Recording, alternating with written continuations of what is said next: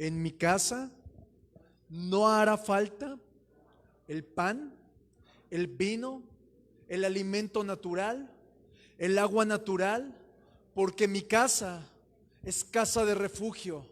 En el nombre de Jesús, cada habitante que hay bajo mi techo conocerá la palabra, conocerá a Jesucristo, exaltará su nombre y avanzará en su voluntad, porque mi casa es la casa del Padre. En el nombre de Jesús, amén. Dale palmas al Señor, vamos a comenzar. Aleluya. Pues mis amados, hoy les quiero compartir algo que ha estado brotando en mi corazón desde hace tiempo. No sabía cómo transmitirlo, pero el Señor me ha dado una luz. Así que vamos a poner en sus manos este tiempo y que el Señor nos instruya. ¿Qué te parece? Padre eterno, háblanos. Háblanos, Señor. Espíritu de Dios, habla a este pueblo. Por favor, en el nombre de Jesucristo, obra en medio de nosotros. Fluye como torrentes de vida, Espíritu Santo. En el nombre de Cristo. Amén. Aleluya. Acompáñame por favor al libro del profeta Ezequiel, capítulo 37, versículo 9. Y cuando hayas llegado, dime un fuerte aleluya. Ezequiel 37, versículo 9. Cuando hayas llegado, dime aleluya. Muy bien. La escritura dice de la siguiente manera: Espíritu, ven de los cuatro vientos y sopla sobre estos muertos y vivirán. Aleluya. ¿Me ayudas leyendo lo que está en la pantalla? 1, 2, 3. Espíritu, ven de los cuatro vientos y sopla sobre estos muertos y vivirán. Aleluya. La primera experiencia que nosotros tenemos es la cruz. Amén. No podemos decir, ay, es que yo sentí a Dios antes de pasar por la cruz. Todo aquel que piense es que yo sentí a Dios antes de pasar por la cruz, la respuesta fue un espíritu engañador. Amén. En la cruz del Calvario nosotros experimentamos lo primeritito a Jesús como nuestro pastor. Aleluya. ¿Y qué es las características del pastor que el Señor busca implantar en la vida del pastor natural que tú ves? Son varias, y es que por naturaleza el pastor es proveedor, es defensor, es protector, es una guía, ¿ok?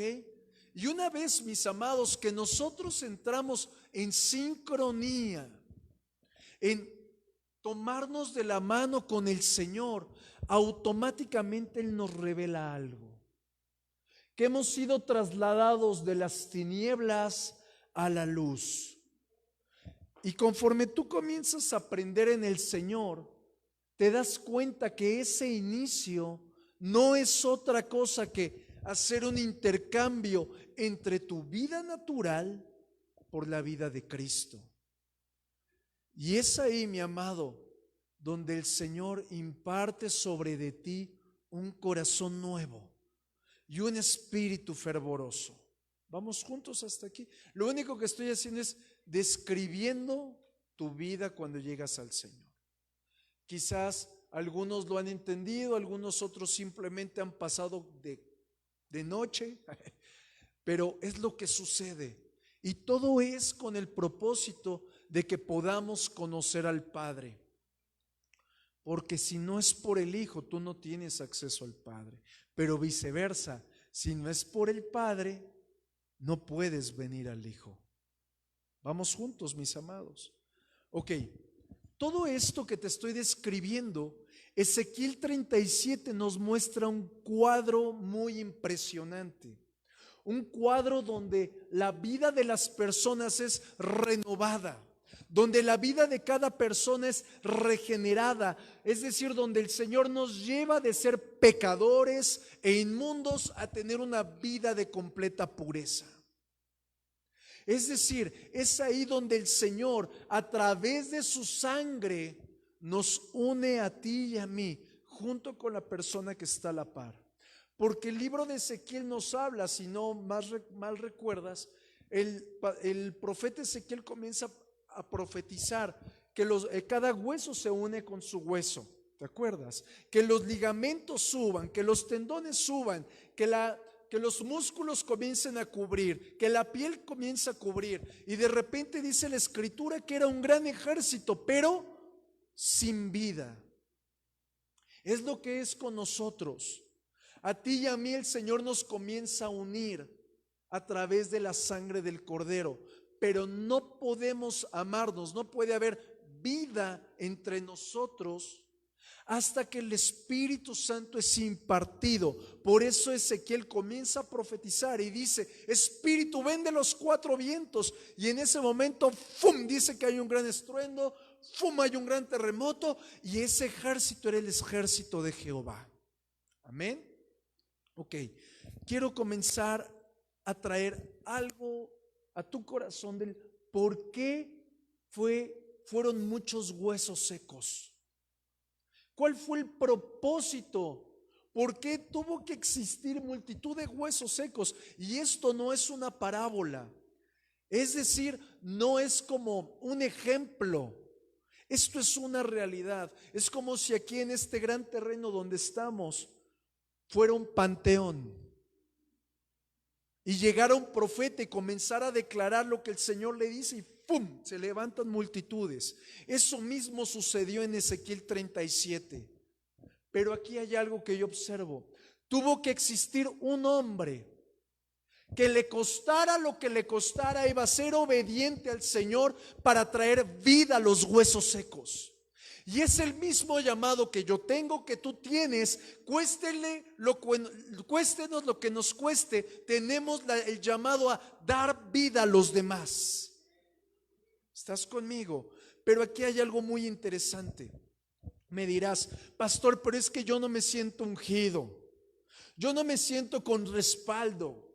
¿Sabes qué fue lo único que hizo Ezequiel? Creer. Él no hizo realmente muchas cosas. Cuando el Señor a mí me llamó, yo no quería, pero sí creía. ¿Y qué fue lo que el Señor hizo? Solo colocarme delante de ti. Yo no me esforcé por estar aquí. Fue lo mismo que hizo Ezequiel, y de acuerdo al compromiso que tuvo Ezequiel con el Señor, él comenzó a profetizar, comenzó a proclamar, a declarar los pensamientos de Dios en la tierra. Por eso es tan importante que abras tu boca y comiences a hablar las cosas que hay en la Escritura. Porque en el momento que Ezequiel abrió su boca, justo en ese momento comenzó a establecerse el reino de los cielos en la tierra. Comenzó a manifestarse su voluntad, y entonces sanidades, milagros, prodigios, unión donde el muerto es resucitado se manifestó. Es el mismo llamado que tú tienes para comenzar a abrir tu boca y sea llenada y tu familia tenga vida. ¿Alguien conmigo? ¿Por qué? Porque si nosotros no creemos, no vamos a abrir nuestra boca. Por eso dice la Escritura en el libro de los Salmos: abre tu boca que yo la llenaré. ¿Alguien dispuesto a abrir su boca? Hay una gran diferencia entre ser profeta y hablar profecía. Vas conmigo. Una cosa es el ministerio del profeta, donde el Señor demuestra una visión, demuestra el corazón de la gente, desnuda la realidad de las personas.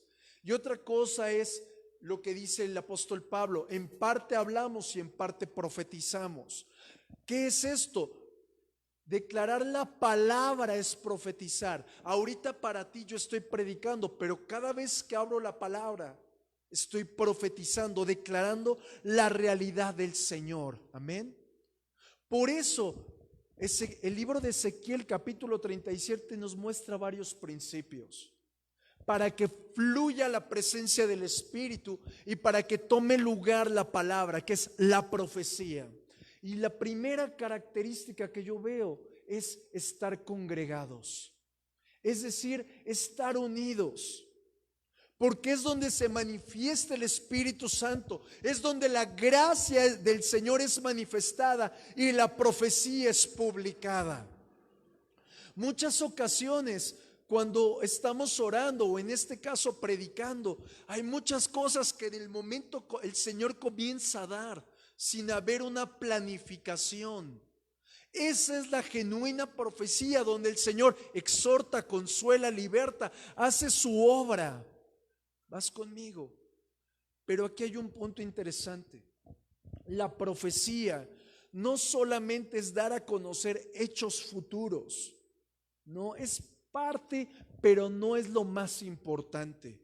Quizás para ti es muy importante que te digan, ay, vas a tener este trabajo, o te vas a mudar aquí, o vas a tener esto o aquello. Delante del Señor eso no tiene importancia. Delante del Señor lo que es necesario es que la profecía esté inundada de la palabra de Dios, porque la palabra de Dios es la que destruye la atmósfera, es la que cambia la atmósfera.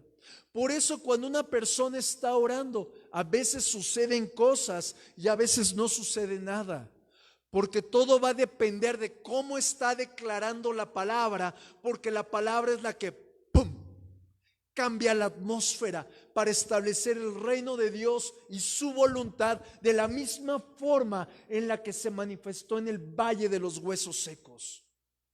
¿Vas conmigo? Pero para que sea manifestado su reino, para que sea manifestada su voluntad, nosotros necesitamos morir. ¿Vas conmigo? Tengo una pregunta. Esto no estaba en el libreto, pero tengo una pregunta. ¿Qué es primero? ¿La noche o el día? Nadie sabe. Dicen que el día, vuelvo a decir, ¿qué es primero? ¿La noche o el día?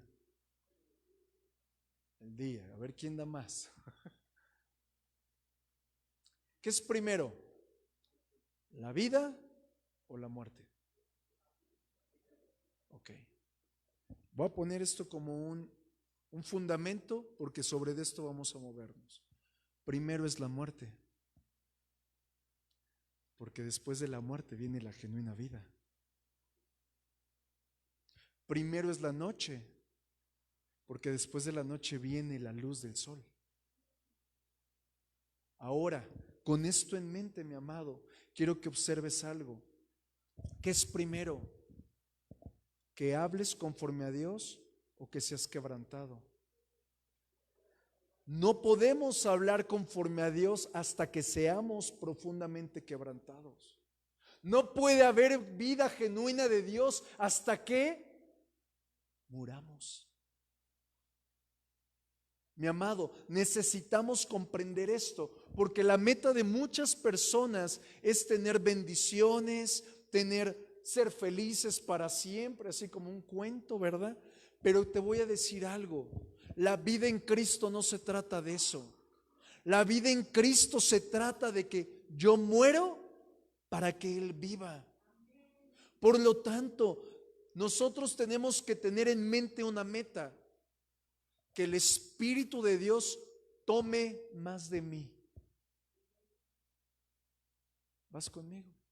Hay una alabanza que dice, yo quiero más de ti, pero es totalmente al revés, porque es como si tú tuvieras llenas las manos de un montón de cosas. ¿Podrías tomar la presencia de Dios? No, tiene que venir el Señor y tomar algo de ti para depositar algo de Él.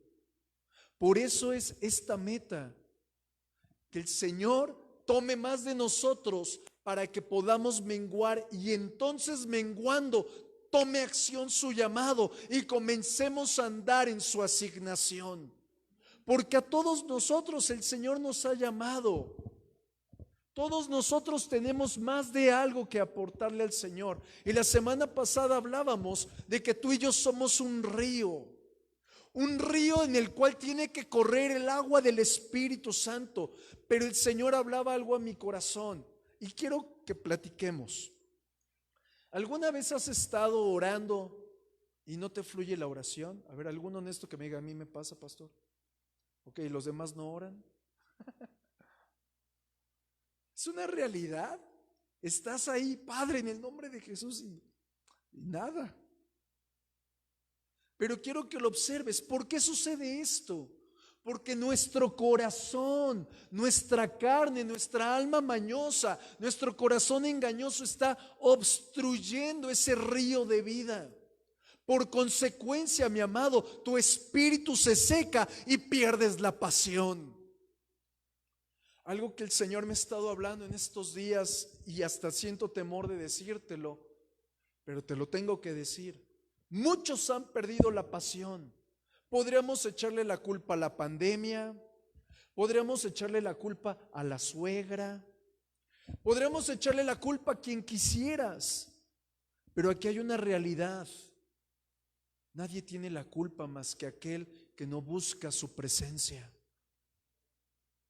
Necesitamos volvernos a nuestro primer amor. Y aquí hay una pregunta: ¿cómo sabes que tu vida espiritual está estancada o no está estancada? Te lo cambio. ¿Cómo sabes que estás viviendo en el valle de los huesos secos o estás viviendo en el Edén? Muy sencillo. Cuando tu oración se centra en el bendíceme, cuídame, apóyame.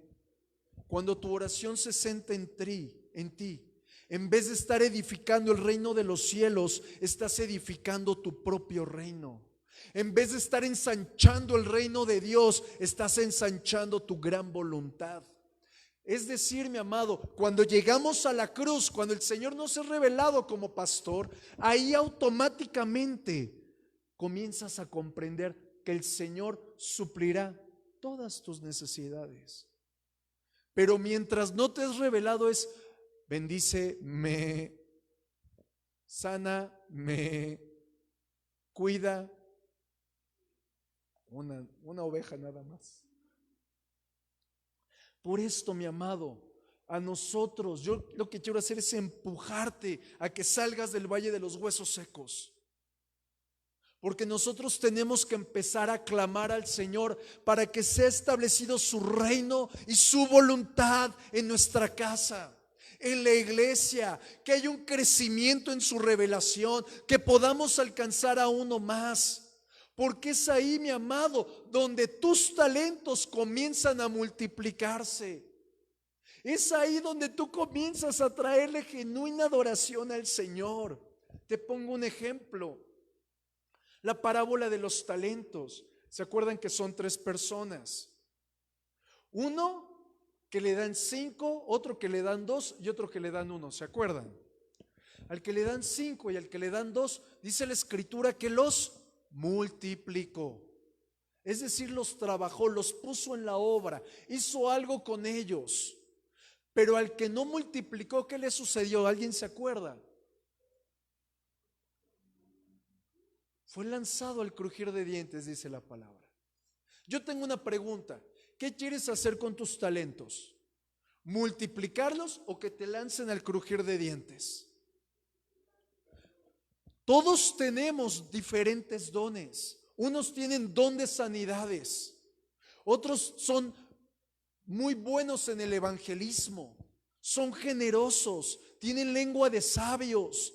Mis amados, necesitamos entender que tenemos que poner por obra nuestros dones, porque si no, nosotros vamos a sufrir la pérdida. ¿Alguien está conmigo? Y de esto se trata el pasaje del Valle de los Huesos Secos de Ezequiel. Yo me preguntaba: Señor, ¿por qué es un valle de huesos secos? ¿Por qué no hay un capítulo 36 donde me explique qué pasó? y el Señor me hizo ver todo el libro de Jeremías, todo el libro de Ezequiel, todo el libro de Isaías, porque el pueblo de Israel era el más bendecido, pero le habían dado la espalda a Dios. Era el pueblo con más dones y no había puesto nada en su casa. Era el pueblo con más revelación y nada habían usado. ¿Cuál fue el resultado? Valle de huesos secos. ¿Alguien quiere estar en ese valle? Por lo menos yo no. Por tanto, mi amado, quiero comenzar a colocar ahora otro bloque. El Espíritu Santo no va a reposar en la carne de la gente, no va a reposar en nuestra carnalidad, solo va a reposar en el espíritu regenerado de alguien que ama a Dios. Por eso el primer encuentro que tenemos con Dios, ¿dónde es? En la cruz, porque la cruz trata con nuestra carnalidad. Por eso la cruz es en la que te enfrentas cuando eres quebrantado, cuando pasas por un desierto, cuando pasas que alguien, en vez de ser tu lija, es tu esmeril, ¿verdad? ¿Alguien siente la unción del esmeril? Si no, yo puedo ayudarle, ¿eh? Así que, mi amado, quiero que usted entienda algo.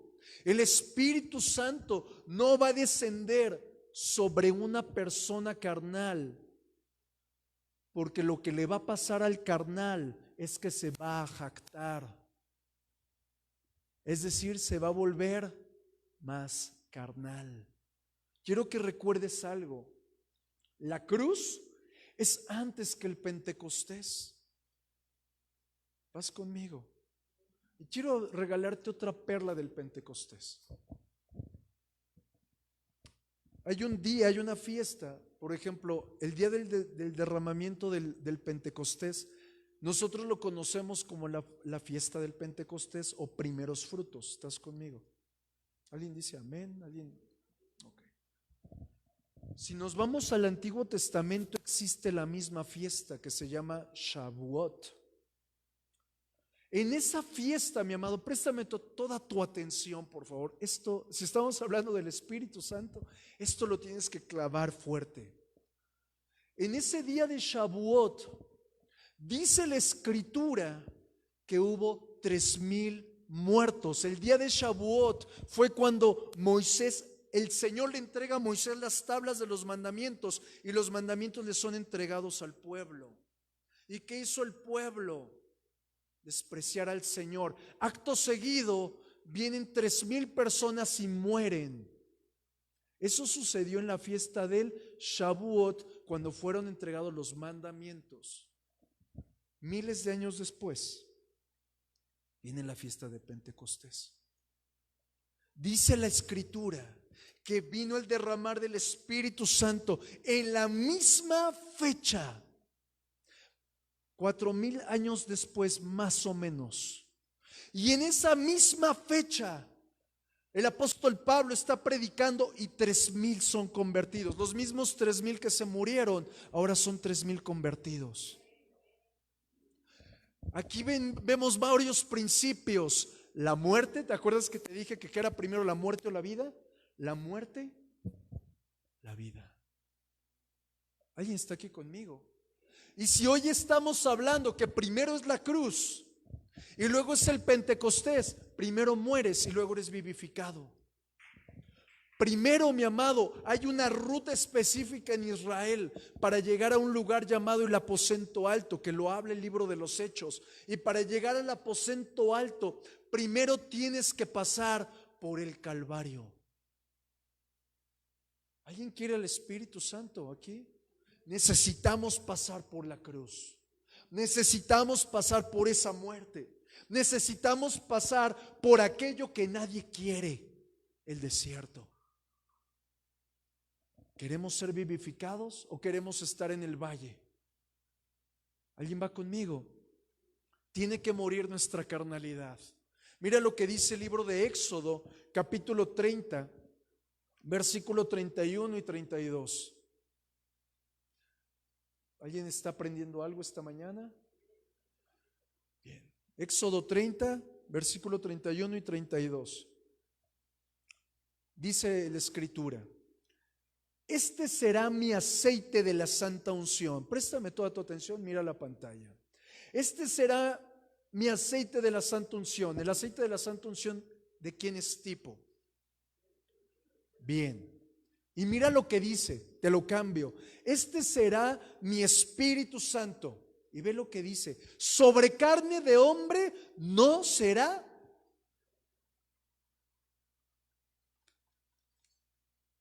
Ay, mis pies que están al revés. ¿Te ha pasado que no sientes al Espíritu Santo? ¿No será que andamos muy carnales? Pastor, anda muy pesado. No, también me pasa. ¿Alguien va conmigo? Te la voy a poner más fácil. No importa que tu carne sea muy educada. No importa que seas la persona, el mejor ejecutivo. No importa que hables muchos idiomas. No importa que seas la mejor persona. Pero tampoco importa que seas el más desastroso. El Señor no se puede derramar en tu carne. A menos que tu carne muestre las señales de los clavos, muestre las señales de la corona, muestre las señales de que Cristo te ha traspasado. Hasta ese momento el Espíritu Santo se puede derramar sobre de ti, porque delante de los ojos de Dios, todo lo que es carne es muerte. ¿Alguien está conmigo? ¿Sabes por qué hay conflictos en tu casa entre papá e hijo? ¿O mamá e hija? ¿No será porque el Espíritu Santo no está ahí? ¿No será porque somos demasiado carnales y no le damos lugar al Señor? Necesitamos darle lugar al Señor para que nuestra carne sea traspasada y podamos decir lo que dice Gálatas: ya no vivo yo. ¿Alguien lo desea? Aleluya. Pero vamos un pasito más allá, vamos a otros 20 pesos de predicación. En la Escritura nos muestra que hay dos aceites. Diga conmigo, dos aceites. Uno que es la santa unción. ¿A quién representa? Al Espíritu Santo. Ok. Y hay otro aceite que te lo quiero mostrar. Vamos a Éxodo 30:33 y te lo voy a leer de la versión Palabra de Dios para Todos. Mira lo que dice en la pantalla. Presta toda tu atención. Si alguien trata de hacer una imitación o se le suministra a un extraño, deben expulsarlo de la comunidad israelita. Te lo cambio, le voy a cambiar las palabras un poco. Si alguien hace un aceite semejante al aceite de la unción, porque a eso se está refiriendo. Es decir, este aceite semejante tiene dos tipos más. Uno, la obra que hace la carne, la obra de la religiosidad, y la otra, la obra de Satanás. Porque dice la Escritura que Satanás se viste como ángel de luz y se puede imitar a un ángel. ¿Cuánto no más va a imitar el aceite? Es decir, que el aceite que es semejante al aceite de la unción es tipo de destrucción, corrupción, es tipo de religiosidad y no de libertad. Por eso Ezequiel 37 nos muestra un ejército muerto, un ejército que antes de que viniera el Espíritu había imitado las costumbres de otros pueblos. Nos muestra un ejército sin vida, que al momento que viene el Espíritu Santo es avivado, es transformado, es equipado. Pero ojo, dice la Escritura que cómo estaban los huesos, secos, y secos en gran manera. Y si estamos hablando de huesos es porque no había vida en ellos. Es decir, abre tus oídos, así como Dumbo. El Señor te quiere sin vida en tu carne. A decir amén es muy barato, pero necesitamos eso.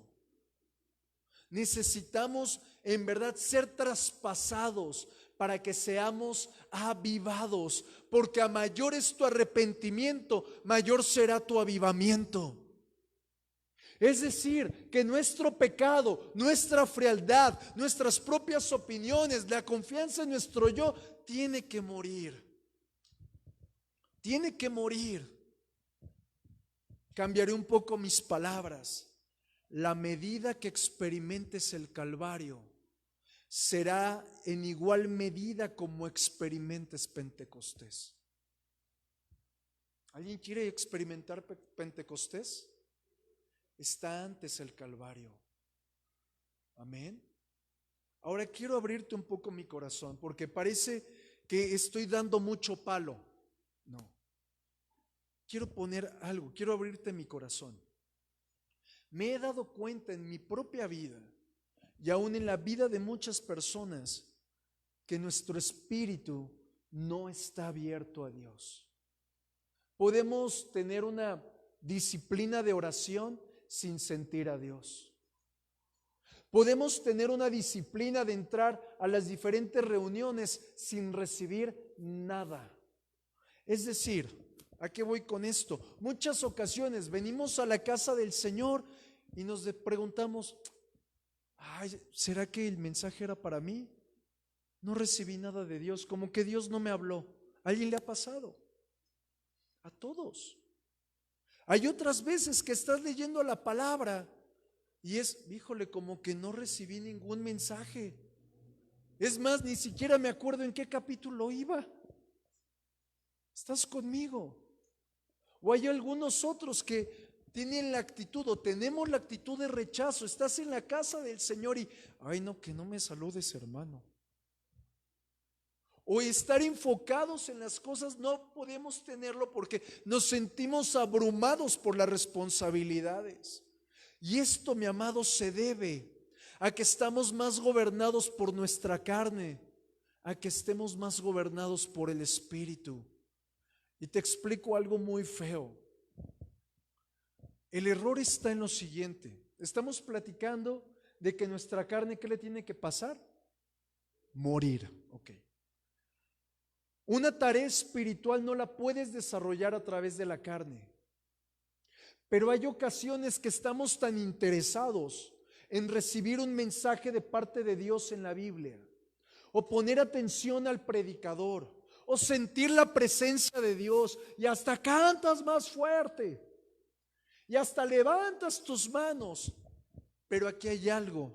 Quizás cumpliste con la tarea. Quizás hiciste las cosas, pero todo fue de forma carnal. Y todo lo que viene de la carne es muerte. Es decir, el fruto que obtendrás de esa tarea que desarrollaste no va a permanecer. Por eso es tan importante entender que tenemos que ser quebrantados en la cruz. Porque si no somos quebrantados, Dios no estará en medio de las obras que realicemos. Y las obras que realicemos van desde lo más sencillo, como hacer la comida. Pastor, ¿a poco tengo que invitar a Dios para hacer la comida? Claro. Educar a tus hijos. ¿No desearías que tus hijos fueran guiados por el Señor en vez de por ti?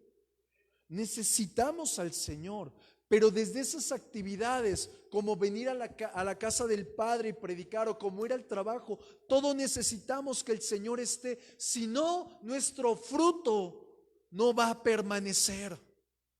Por eso mismo, vuelvo a lo de Ezequiel.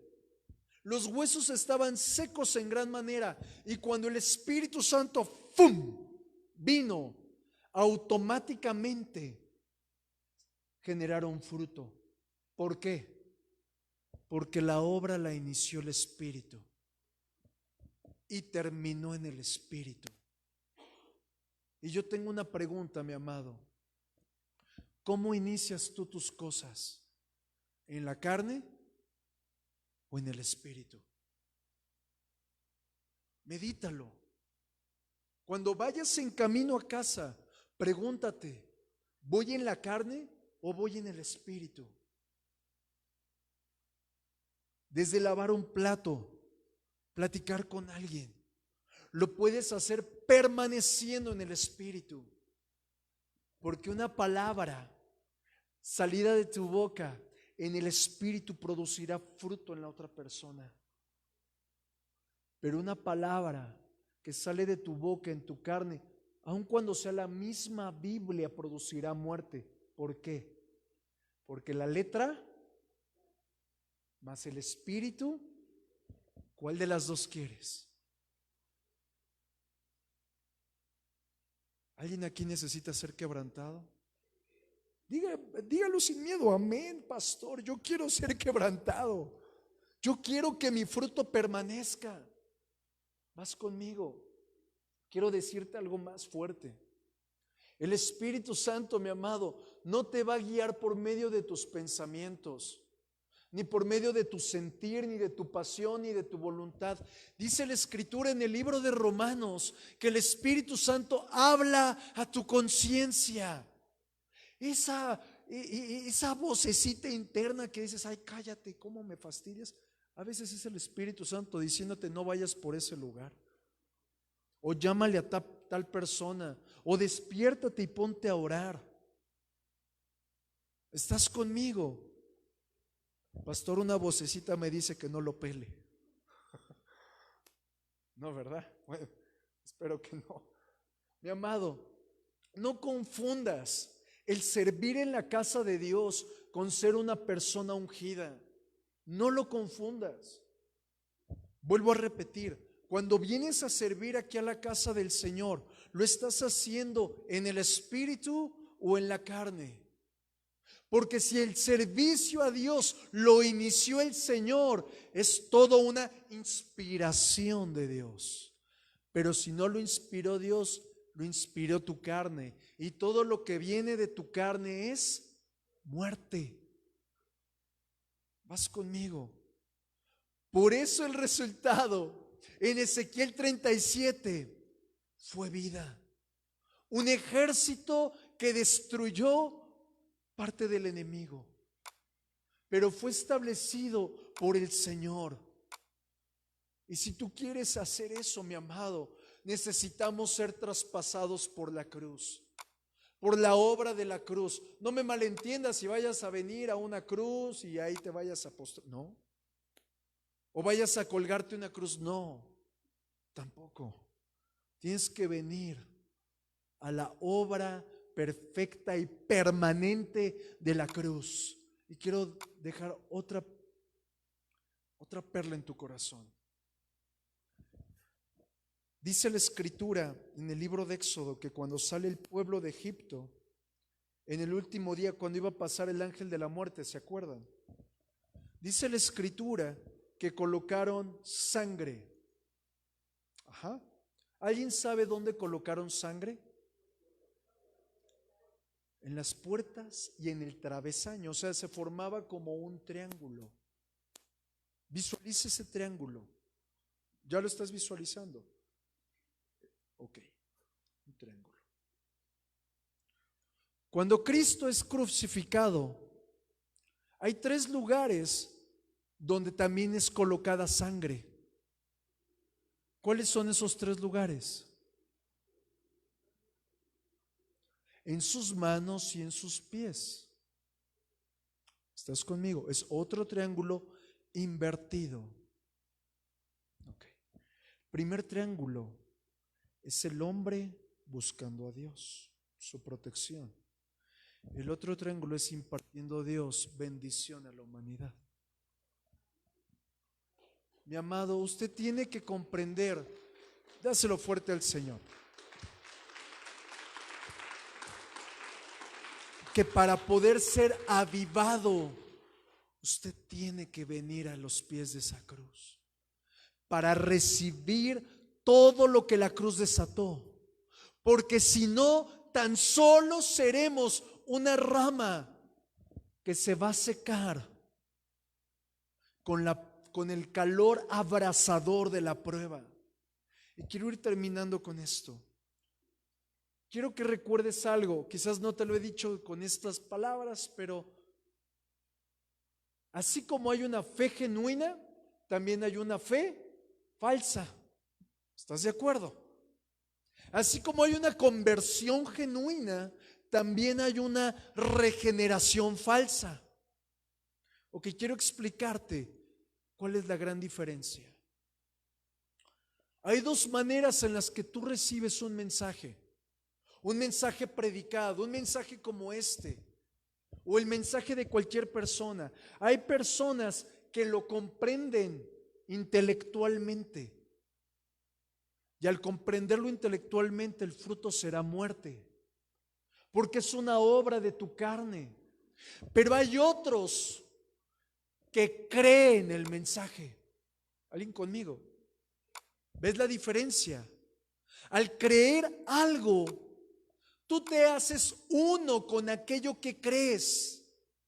Por eso cuando creíste en Jesucristo, te hiciste uno con Él en su muerte. Pero hay muchas personas que comprenden que hubo una persona en un madero, pero que no recibieron salvación, porque no lo creyeron. Por eso hay una fe falsa y una regeneración falsa.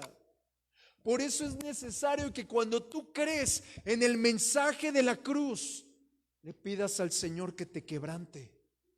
Porque al quebrantarte, puedes aprender a conocer al Espíritu Santo y tu carne va a menguar. Y como fruto del quebrantamiento va a venir discernimiento a tu espíritu, de forma que conocerás qué es lo que le contrista al Espíritu Santo y qué es lo que le agrada. ¿Alguien conmigo? Y para cerrar el mensaje, tengo una pregunta. ¿Alguna vez has caminado contra el viento? Sí, a ver, alguien que me diga, yo he caminado contra el viento. Muy bien.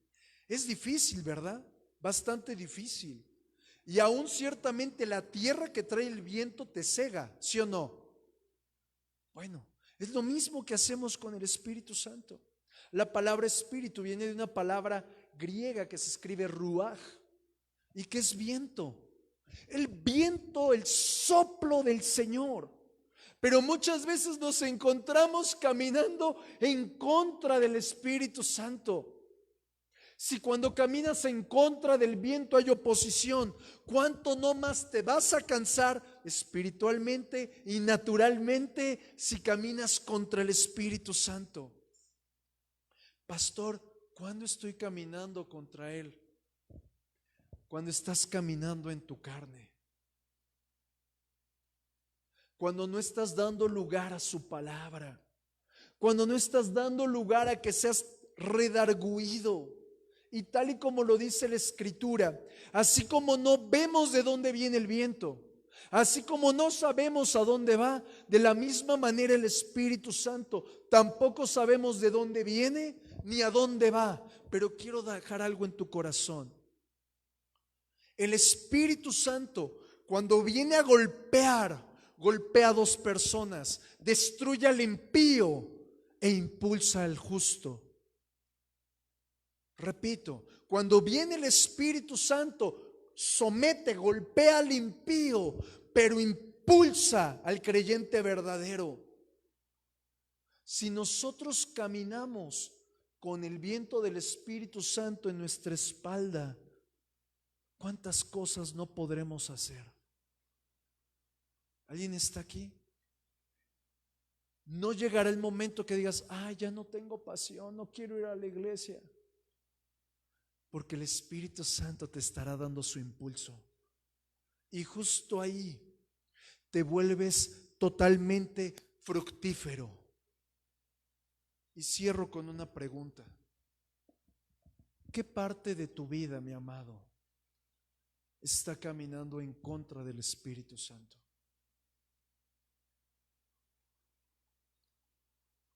¿Qué parte de tu vida está caminando contra el Espíritu Santo? Hoy tenemos, mis amados, que dar vuelta a nuestra carne y comenzar a caminar con el Espíritu Santo. Así que cierra un momento tus ojos, por favor, y piensa, ¿qué parte de tu vida está caminando en contra del Espíritu Santo? Piensa.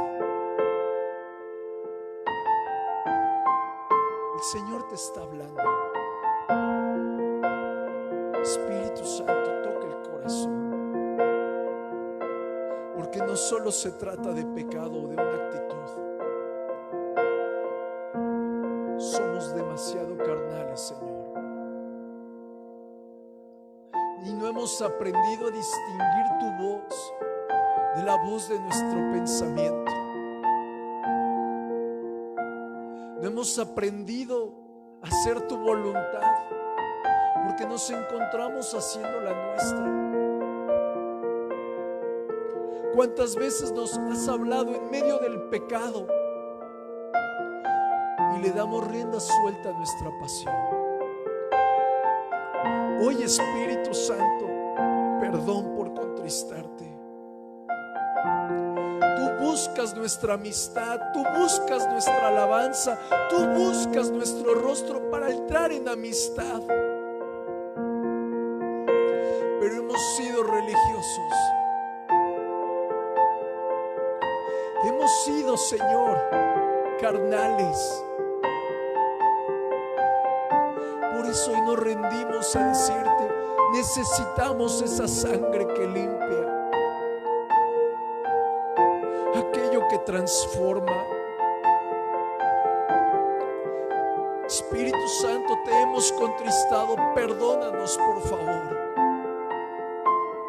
Y mi amado, si hay algo en tu corazón que le tengas que entregar hoy al Señor, ¿qué tal si lo haces?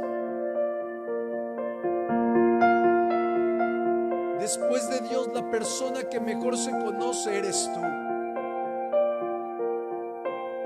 Si tú sabes que hay algo ahí, entrégaselo a Dios.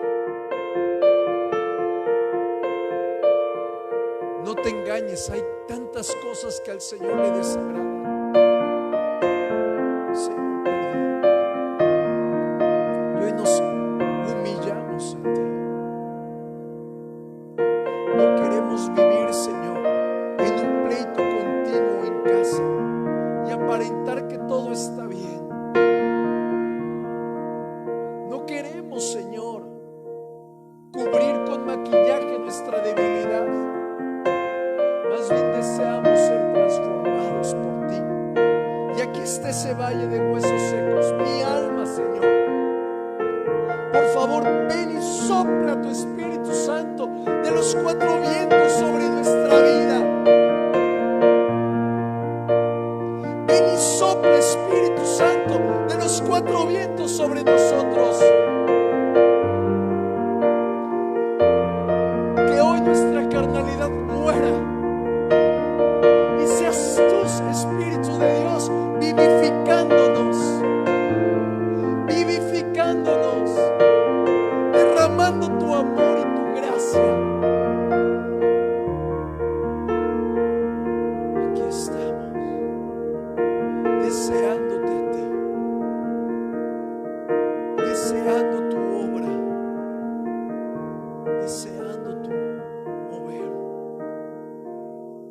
Comiénzale a decir al Espíritu Santo cuánto tú lo necesitas, cuánto tú le anhelas.